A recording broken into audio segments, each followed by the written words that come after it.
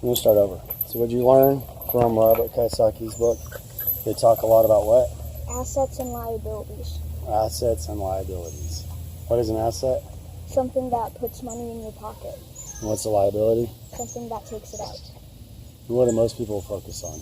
Most people focus on working for money instead of making money work for them.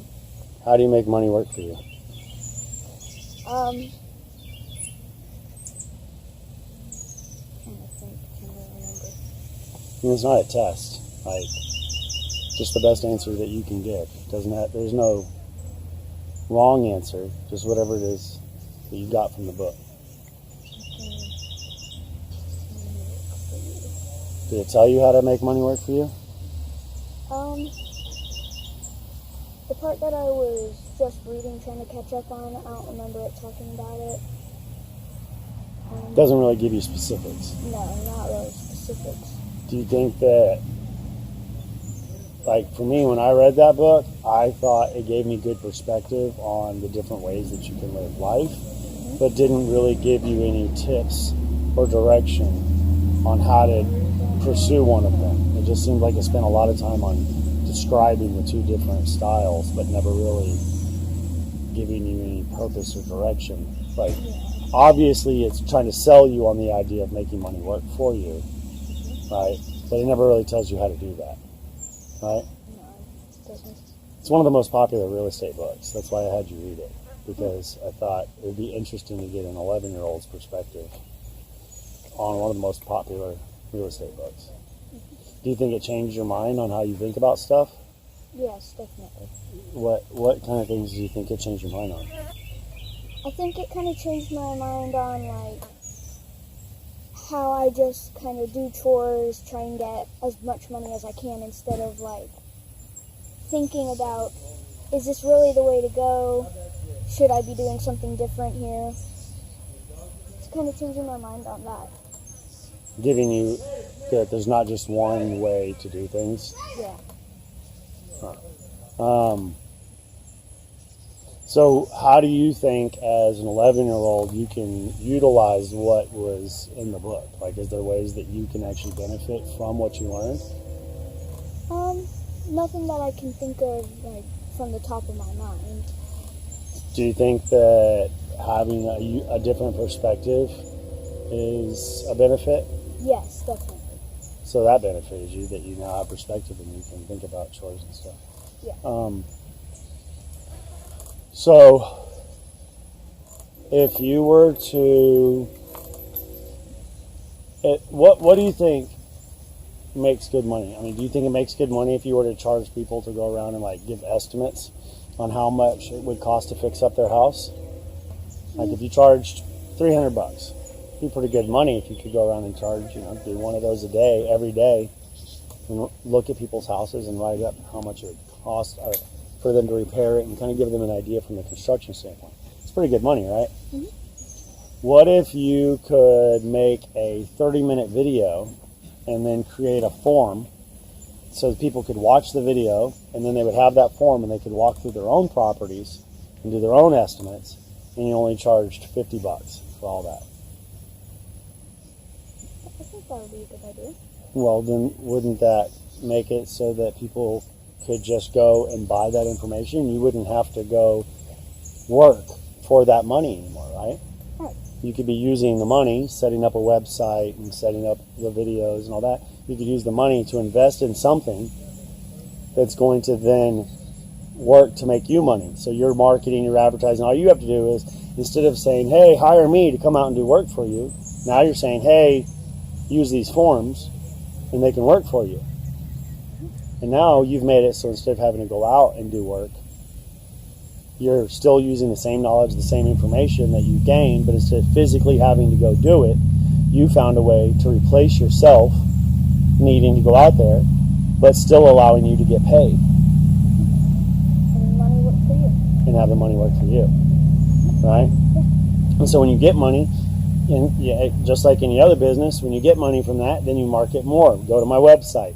You get even more business, you take a small percentage of that, you put it towards your, you know what I mean? You just keep reinvesting into your business again. It's kind of like people that are wealthy tend to spend lots of money on stuff.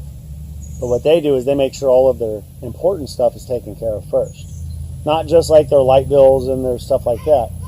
But what they tend to do is they tend to make sure that not only have they done all of the things that are necessary to survive, but they've also put money in savings. They've also put money in investments. They've also put money in some real estate. They've also, you know what I mean? They've put some money aside for an emergency. Then, whatever's left over, they party like a rock star. And whenever they didn't have a lot of money, partying like a rock star might mean buying a video game and a can of Pringles on the weekend. Right? Because that's all the money you got. Sure, you could go put it on a credit card, and you could go out to a bar and have a bunch of drinks and play pool and hang out with your friends and act like you're rich. And that's what a lot of people do. And then they have to go back to work on Monday to try to make up for that. Where what wealthy people do is they pay all their bills, right? And they've always just paid their bills, and then whatever's left over, after they've invested, after they put in savings, after they've done all these important things, then what they do is they go party like a rock star.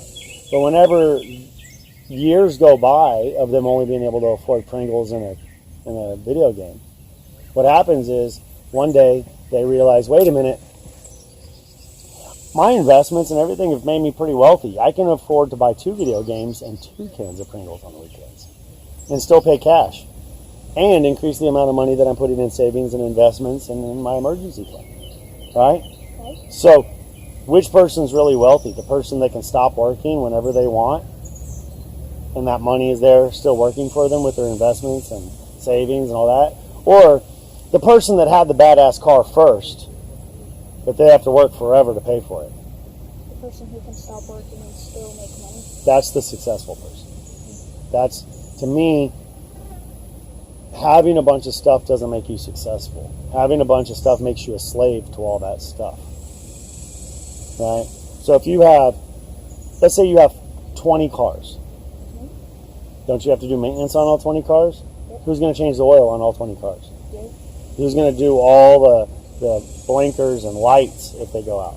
Yep. Who's going to do windshield wiper fluid? Yep. All of the stuff needs to be done. Or you have to hire someone to do all that stuff. Now you're managing a person to manage your cars because you have to make sure that they're doing their job, right? So now you have a full-time job, your car collection, your thing that was fun. Either you're going to have to be a mechanic fixing the shit all the time, or you're going to have to be a mechanic supervisor supervising a mechanic all the time. That's a slave to stuff, right? So just that's why I like super wealthy people that have so much money, it's not even funny. That's what they spend all their time doing. Sure, they have a yacht, but they also spend a couple hours a week on the phone talking to the mechanic about the yacht, talking to the captain about the yacht, talking to, it takes 20 people to run that yacht. They have to manage those 20 people. They have to do payroll for 20 people. They have to worry about security.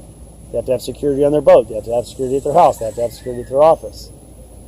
They have to manage a security team. That's a lot of work.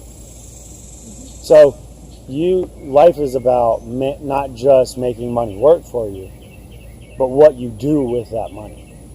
And what you do with that money shouldn't just be about making more money.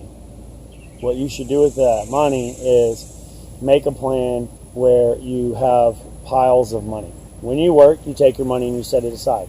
You have your bills that have to be paid, your water, your electric, your gas, all your bills, so you can survive.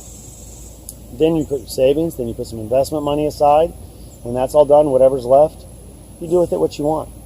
You enjoy it, right? And as long as you stick to that plan of always putting money in savings and all, then that extra money is literally just extra money that you can save in a different pile and take a vacation once a year. You can save and buy yourself a motorcycle and pay cash, and then you're not in debt. And then you don't know it because there's 2 kinds of debt, right? Did they talk about that in the book? I don't remember right now. There's good debt and there's bad debt. There's debt where you borrow money so that you can buy a car, you can buy a motorcycle, you just buy it for fun, you borrow money for fun stuff. You owe money now, right? And then there's debt where you buy stuff like you buy a house or a strip center or a gas station, and then you make money from those things, and the money that you're bringing in is more than what that debt is costing you. So good debt means you're using other people's money, the bank. You're using their money to make money. You don't even have to use your own money. You're using the bank's money. You go borrow $100,000 from the bank. You owe them $700 a month with taxes and insurance and everything. But then you go rent that house out for $1,400 a month. Now you got $700 a month in your pocket. That's good debt. That's positive cash flow, right? Yeah. So being able to know the difference between those two is very important. And if you know those kind of things early, then you can utilize them, because by the time you're 16, you could not only have enough money for a car, but you could have enough money to fix the car up, right? By the time you're 18 and getting ready to go to college or get a job or do whatever it is you're going to do in your life, you could have enough money to buy your own condo or your own house, right? I mean, there's lots of options, but not even knowing things are an option, I think, is the most injustice someone can do as a parent for a child. So I want you to know that all those options are available. And I also want you to know that now I'm going to make you read another book that you don't want to read. Say yay. You got any more questions about a book? No. Ask me a question anyway. Think of one. Being able to think of a question is good because it makes people feel like you've engaged.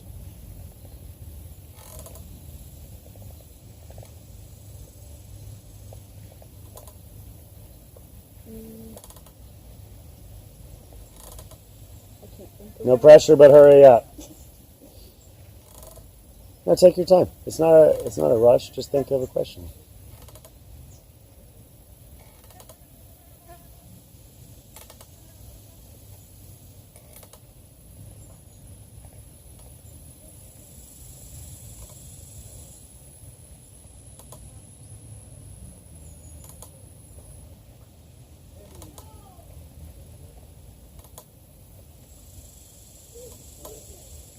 I know I said no rush, but come on.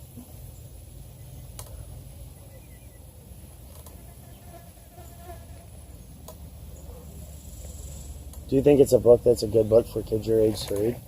Yeah, definitely. Do you? I think you should learn that kind of stuff early on, so then whenever you get older, you don't have to look into it and Try to figure take it all out. that time. What? How long did it take you to read that book? I did 2 chapters a day, but there's 11, so 6 days. Pretty good. You excited about the next one? I don't know what it is, but yeah. All Maybe. right. All right. Say goodbye. Bye.